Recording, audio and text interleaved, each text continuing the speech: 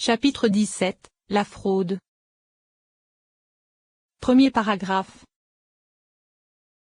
Nous allons expliquer le jugement de la fraude, et ainsi de nombreux sujets relatifs à Zahir Ampine seront expliqués. Nous savons donc que les 5 Assadim se trouvant dans la Yézod d'Ima se propagèrent dans Zahir Ampine, de Saïzed jusqu'à Saod. Cependant, les 5 Géburotes descendirent dans la couronne de la Yézod de Zahir Ampine comme cela a été indiqué plus haut à propos d'Ephraïm, le fils de Joseph, ceci afin de les donner à la date de Rachel qui se trouvait précisément face à cet emplacement à l'arrière. Commentaire. Il faut étudier le fait qu'il soit dit que la Yézod de Zahir Ampine s'achève au niveau de l'extrémité de la Tiferet de Noukba, comme cela est indiqué à propos de l'ensemble des Assadim et des Géburot qui sont 11. Étudie cela. Et le Raveïm d'Eliar Osa de mémoire béni a dit, en Dav 127b il existe une autre explication. Étudie le Mamrei Rashbi sur la Parashat Etzavé et sur la Parashat Teruma que lorsqu'il est dit que Yézod fait face à la date de Noukba cela se réfère à la Yézod s'étant élevée dans Tiferet. Et lorsqu'il est dit que Yézod achève au niveau de l'extrémité de la Tiferet de Noukba cela se réfère à la Yézod inférieure. Ainsi, avant que ces 5 Géburotes ne se dirigent vers la date de Noukba, il fallait qu'elles soient d'abord adoucies par les Assadim afin que les jugements ne soient pas sévères et trop forts. En vérité, leur adoucissement se produisit grâce aux Assadim inférieurs révélés, car la lumière de celles qui étaient cachées ne brillait même pas de ce qui leur était nécessaire, ce qui n'était pas le cas des autres. Il existe une autre signification à cela, c'est-à-dire qu'elles se tenaient en haut et ne pouvaient pas descendre parce que les parois du réceptacle de la Yézod d'Ima les empêchaient de descendre jusqu'à Yézod. En vérité, les Assadim révélés contenaient 2 propriétés. La première c'est qu'elles étaient inférieures et pouvaient descendre jusqu'à la Yézod de Zahir Ampine puisqu'aucune paroi ne les en empêchait, et la seconde c'est qu'elles étaient révélées et pouvaient adoucir les Géburot qui avaient été placés dans la Yézod de Zahir Ampine. Ainsi, nous savons que la révélation des Assadim se fit du torse de Zahir Ampine vers le bas, c'est-à-dire qu'il s'agissait des 2 tiers de la Yézod se trouvant dans la Tiferet de Zahir Ampine ainsi que des 2 Yézod complètes se trouvant dans les Netzayot de Zahir Ampine appelées bonté fidèle de David. Il se trouve que ces 2 Yézod étaient complètes et identiques, alors que la 3e Yézod qui divisait la Tiferet de Zahir Ampine ne leur était pas identique puisque son tiers supérieur était caché dans la Yézod d'Ima alors que ses 2 tiers inférieurs étaient révélés. En effet, nous savons que chacune de ces 5 Assadim se divise en 3 tiers. Ainsi, cette Yézod se trouvant dans Tiferet se divisa en 3 tiers, et tout comme cela est écrit dans la Torah, elle peut contenir un 6e, que ce soit en plus ou en moins, car la partie supérieure cachée prend parfois plus du 6e et il se trouve que l'un est défavorisé alors que l'autre est favorisé. Il faut introduire ce que dit la Gemara concernant les règles sur la fraude, car il y est dit qu'il n'y a fraude que si l'on trouve une erreur d'un montant d'un 6e du prix de vente, en faveur ou en défaveur. Cependant, si l'erreur est arithmétique on rendra la chose. Et ceci s'applique à toute mesure de taille, de poids ou d'unité. L'explication de la chose c'est que nous savons que chacune de ces Assadim correspond à l'aspect d'un tétragramme. Or ce tétragramme possède 2 aspects, soit il est simple, soit il est développé. Ainsi, dans la forme développée il n'y a pas de fraude car les différentes parties sont identiques, et on parle de mesure, de poids ou de compte. C'est pourquoi on restitue. Cependant, dans la forme simple il est impossible de la diviser en parties identiques. C'est pourquoi il y a fraude d'un 6e, que ce soit en plus ou en moins. Nous allons d'abord expliquer le sujet du tétragramme sous sa forme développée et comment il ne peut y avoir de fraude. Ainsi, ces Assadim possédaient en elle et dans leur réalité de nombreux aspects. Le premier c'est le poids car pour chacune des Assadim le secret de Yézod c'est qu'elle a la valeur numérique d'Ab qui est un tétragramme en indice Yod ayant la valeur numérique 72. Et chacune de ces Assadim est un tétragramme en indice Yod ayant la valeur 72. Il se trouve que du côté de la Yézod se trouvant dans Zahir Ampine qui a la valeur numérique 72 nous avons le secret d'Ab en indice Yod. Et cet aspect est appelé poids comme cela est expliqué dans le Zohar sur la Parashat Kitissa, dans le Reya Memna, Dav 187, la pierre avec laquelle on pèse c'est le Yod, c'est-à-dire que le poids se réfère au secret du Yod qui est appelé pierre avec lesquelles on pèse. C'est pourquoi le tétragramme développé en indice Yod est appelé poids. De plus, après avoir retiré les lettres simples Yahvé du tétragramme développé en indice Yod il restera 46, or 10 fois 46 donne 460, et avec les 10 cols l'on obtient 470 qui a la valeur numérique du mot Mishkel. Le second aspect est appelé dénombrement, et c'est parce que du côté de la Géboura de Zahir Ampine se propagea également l'une des 5 Assadim. Ainsi, du côté de cette Yézod qui se propagea dans la Géboura de Zahir Ampine, Chacune des 5 asadim correspondait à un aspect de Gebura ayant la valeur numérique 216. Le sujet en est qu'il a été expliqué que chacune de ces asadim est un tétragramme en indice iode,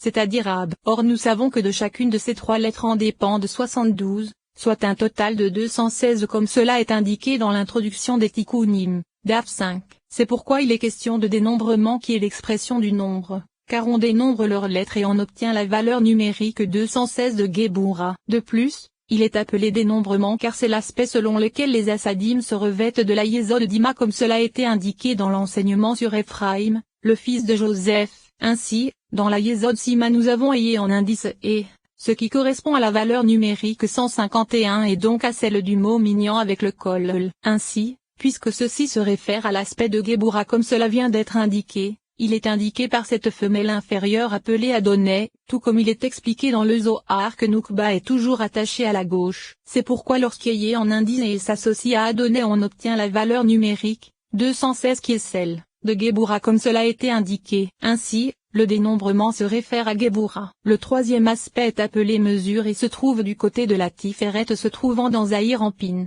car de son côté tous sont définis par l'aspect de 42 puisque Tiferet contient 3 mains qui sont la grande main à droite, la puissante main à gauche, et la main élevée au centre. Or la main centrale contient la main droite ainsi que la main gauche, et c'est à partir de ces 3 fois 14 qu'apparut un 42 se trouvant dans Tiferet elle-même, c'est pourquoi 42 se réfère à Tiferet. Le sujet de ce 42 c'est que la totalité de ce tétragramme en indice iode contient la forme simple, la forme développée et la forme surdéveloppée, soit un total de 42 lettres comme nous le savons. Ainsi, étant appelé mesure comme cela est indiqué dans les Tikkam, car la mesure c'est le nom de 42 lettres, qui se divise en 7, 42 et 7 donnent 49 comme la valeur numérique du mot Mida. Le sujet en est que tout comme les 5 asadim se propagèrent dans Zahir en Pin, de même les 5 Geburot se propagèrent dans Nukba. Ainsi, le nom de 42 lettres c'est Gebura comme nous le savons, et comme les asadim se divisèrent selon l'organisation de Gebura qui est le nom, Yoevo c'est-à-dire Yod et Evovo qui est le nom,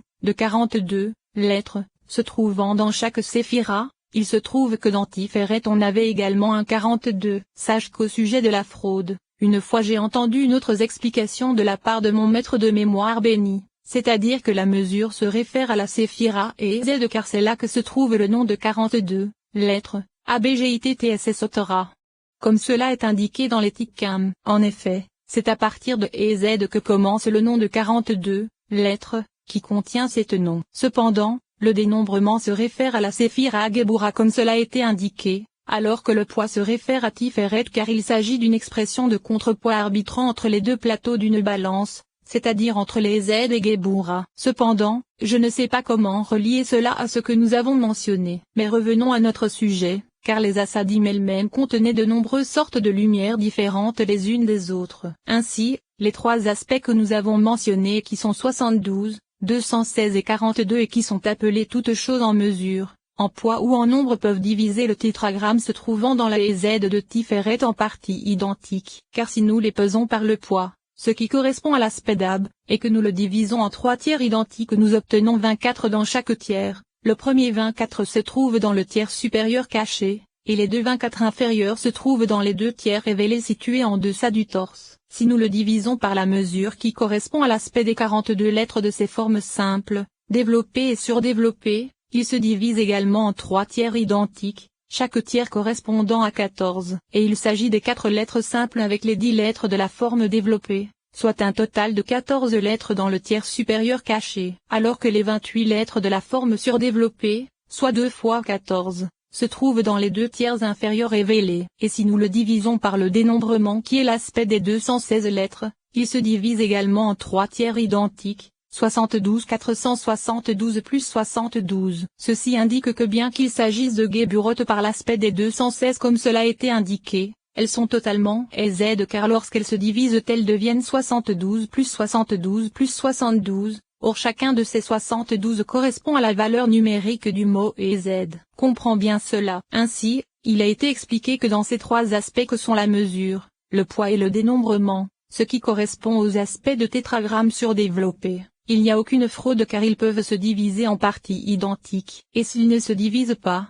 ils reviennent à ce qu'ils sont. Cependant, par l'aspect du tétragramme simple et sans développement, ils ne peuvent se diviser en 3 tiers identiques, c'est pourquoi la fraude s'applique que ce soit à ce qui est révélé ou à ce qui est caché, car il prend parfois plus d'un sixième comme cela sera expliqué avec l'aide de Dieu. C'est la raison pour laquelle nous allons maintenant expliquer l'aspect de la fraude qui correspond à les aides touchant la Tiferet de Zahir en pine par l'aspect selon lequel il s'agit d'un tétragramme simple sans développement comme cela nous a été expliqué à propos des nombreux degrés que possèdent les noms. Comme cela est indiqué dans l'enseignement sur les 288 étincelles. Nous allons d'abord expliquer qui est le vendeur et qui est l'acquéreur. Ainsi, le tiers supérieur se situant au-dessus du torse est le vendeur, alors que les 2 tiers inférieurs correspondent à l'aspect de l'acquéreur, car ce qui est inférieur reçoit les aides et prend de ce qui est supérieur selon la règle de la propagation de haut en bas. Mais il arrive parfois que ce qui est inférieur prenne plus que de mesure et désavantage ce qui est supérieur, alors qu'il arrive parfois que ce soit l'inverse ou que les deux soient identiques. Ainsi,